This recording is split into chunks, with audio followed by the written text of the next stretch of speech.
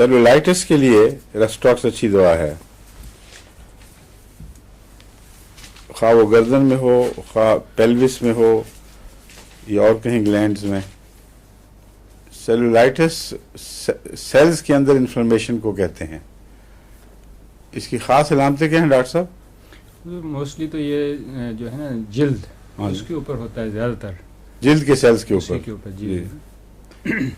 लेकिन सुर्खी और दर्द और हाँ, मैं इसलिए कह रहा हूँ जी कि म्यूकस मेम्ब्रेन में भी सेलुलाइटिस बड़ा होता है, सिर्फ जिल्द पर नहीं होता, वहाँ भी ऐसी अलामतें, और ख़ास तौर पर यूट्रस में एंडोमेट्राइटिस। जी जरूर, ख़ास इसीलिए टर्मिनोलॉजी हमारी जो यूज़ करते हैं हम वो सिर्फ जिल्द के लिए यूज़ करते हैं। मैं वैसे बता रहा हूँ, मैं होम्योपैथिक में जब सेलुलाइटिस कह रहा हूँ जी जरूर, इसीलिए मैंने पूछा था कि आपके नज़दीक क्या होता है जी ये। जरूर, इसका चाहे जिल्द से ताल्लुक हो चाहे म्यूकस मेम्ब्रेन से ताल्लुक हो, ठीक ये दोनों तरफ की सतहों से ताल्लुक है, बाहर की और अंदर की। ठीक और एंडोमेट्राइटिस में भी रेस्टॉक्स को ट्राई करना चाहिए। ठीक है।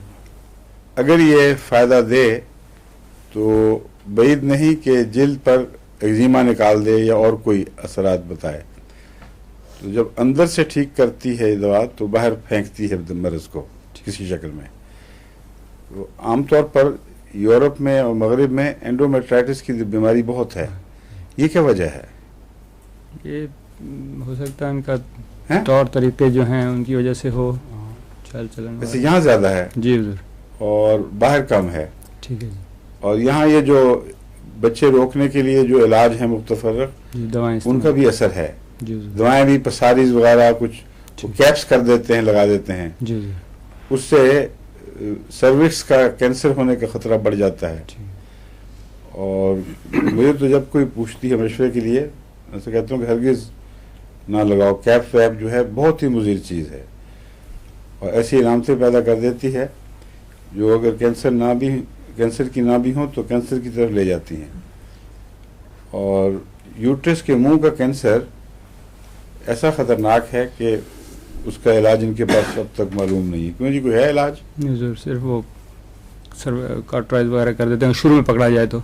बहुत शुरू में जी जरूर, शुरू में पकड़ा जाए तो होता है, लेकिन जब एक दफ़ा बढ़ जाए तो जो अंदर का यूट्रस का कैंसर है उससे ज़्यादा ख़तरनाक है ये।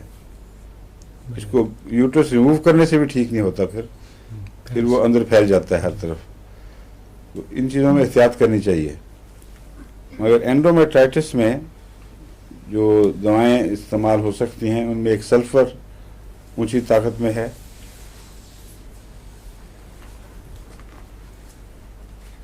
पायरोजिन के साथ मिलाकर दें तो यूट्रस के अंदरूनी हालात के ऊपर अच्छा असर होगा इसका, क्योंकि यूट्रस के सेप्टिसीमिया इन्फेक्शन वगैरह के साथ इन दोनों दवाओं का बहुत गहरा ताल्लुक है। और अगर इसको रेस्टॉक्स से ऑल्टरनेट कर दें तो मेरे ख्याल में इसको एंडोमेट्राइटिस को संभाल लेना चाहिए। अभी कोई ऐसा तजर्बा मेरे इल्म में नहीं है कि मैं आपको यकीन से कहूँ ये मुफीद हुआ है साबित, लेकिन मशवरा दे रहा हूँ कि यहाँ चूँकि बहुत केसेस लोगों के इल्म में आते रहते हैं, उनको इसको ऑल्टरनेट करके देखना चाहिए। मेरा ख्याल है कि मुफीद साबित होगा।